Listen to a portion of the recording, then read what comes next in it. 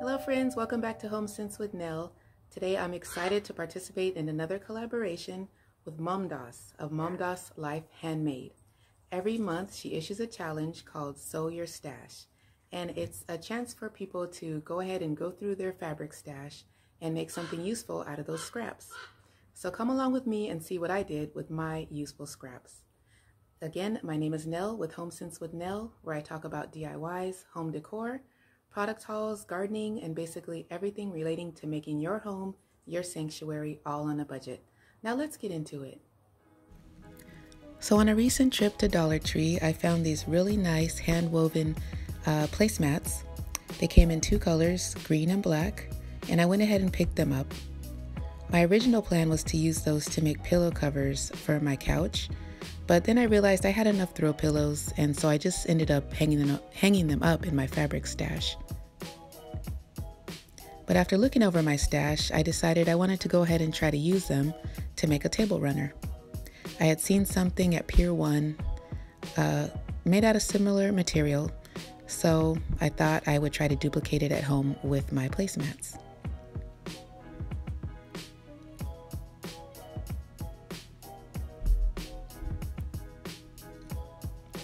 As you can see, they have very nice hand-tied tassels on the ends, and it's a nice woven, not a chevron, but a different kind of design on there. So I knew I would have to cut off the tassels, at least on most of the ends. There was no way I could keep them and attach the placemats together. But luckily, after I cut the tassels off, I realized I had a nice scrap for possibly another project.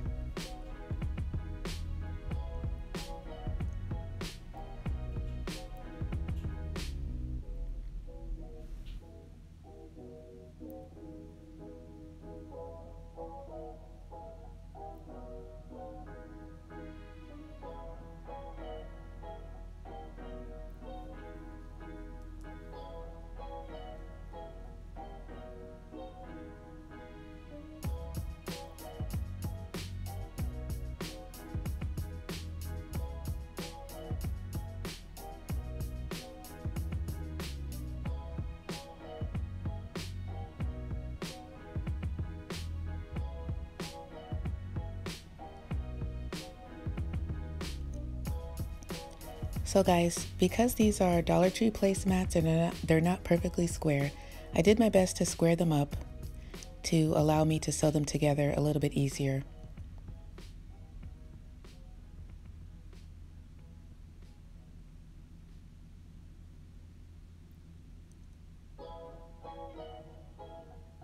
I did notice that I bought a total of 4 placemats, and 2 of them were slightly darker green shade than the other 2.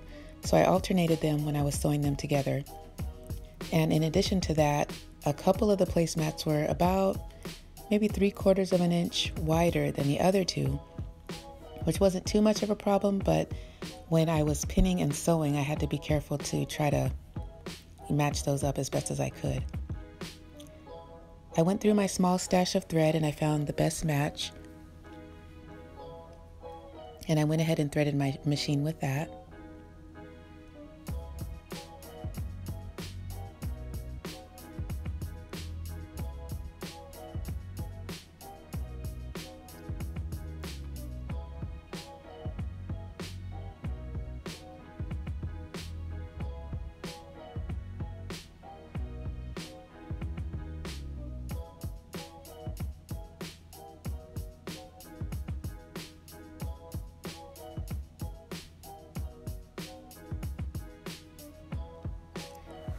Now friends, originally I wanted to do a zigzag stitch on the placemat.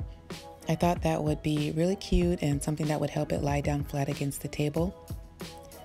But unfortunately, as a pretty much novice sewer, I just couldn't get it to work out. I think what happened was when I cut the placemats, I caused the ends to fray a lot, and there's no way to stitch those frayed ends together. So here you can see I'm attempting to do the zigzag, but it's just not working out. And in addition, the fabric is really thick, so my machine was having trouble getting through that. So for the first time, I went ahead and put on a walking foot, And that did seem to help a lot with the thickness of the fabric, but it still didn't allow me to do the zigzag stitch the way I wanted to.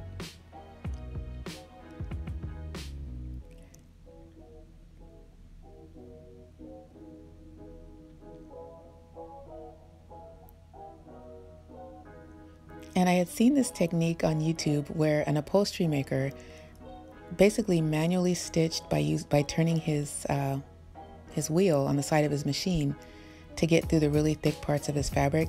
So I thought I'd give it a shot, but it didn't really work. For some reason, the bobbin thread never got caught up in there, so it just did not make a permanent stitch. But you live and learn.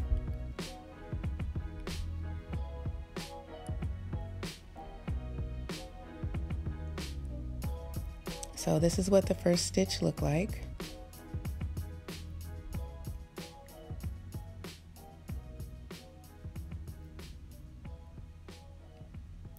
Now, as you can see, the seam area is kind of bulky, so I went ahead and pressed it on the ironing board. I believe I pressed the seam in one direction, but later on I ended up pressing it, separating the seam and pressing it side to side, if you know what I mean. So that seemed to help it lie down a little bit flatter. So here I'm working on another seam.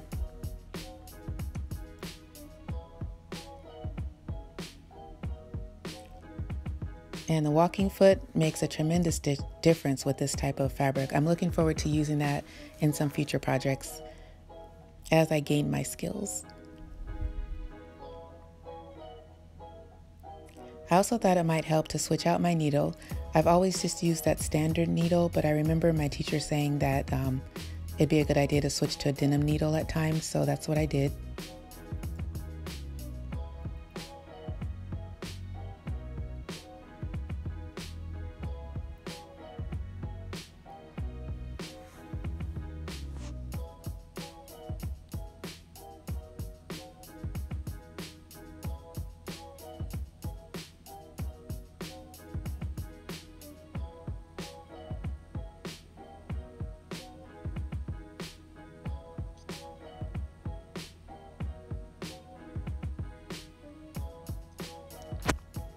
Some of the ends were really bulky, so I just decided to kind of shave them off as best as I could.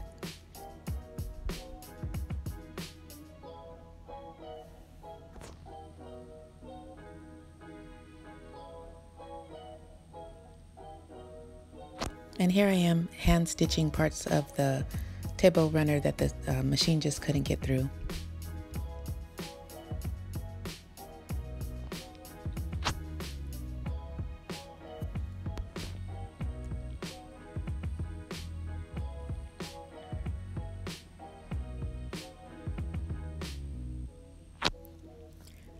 So I wanted to get some beads to embellish the tassels, and I found this cute pack at Joann Fabrics. They were $5.49 a pack, but I did have a 40% off coupon, so the price wasn't too bad. And I wasn't quite sure how to get those to thread onto the tassels, so what I did was I wrapped the tassels with tape and threaded them through the beads and then removed the tape and tied knots.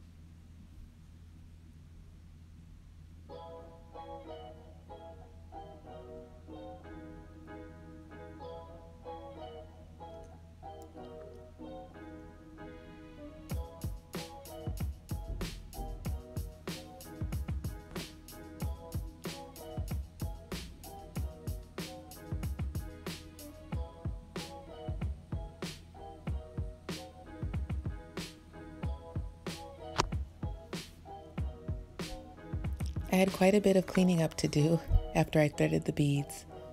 I did keep on one of the tags just so I could remember how to take care of the table runner when it was time to wash it. I noticed that it said do not iron, so I didn't iron it anymore other than the seams.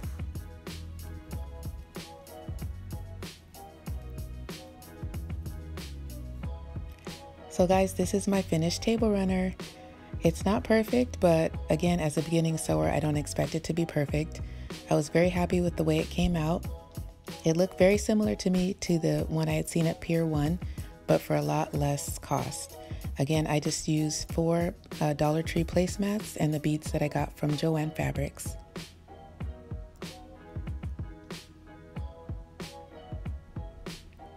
After decorating it a little bit for the fall, I'm really happy with the results. So friends, I hope you like my DIY table runner, and I was so happy to participate in the Sew Your Stash challenge with Mom Doss of Mom Doss Life Handmade. Please check out her channel. I will leave a link to her channel in my description box. And thanks again for visiting Home Scents with Nell, where I talk about DIYs and everything related to making your home your sanctuary on a budget. Until next time.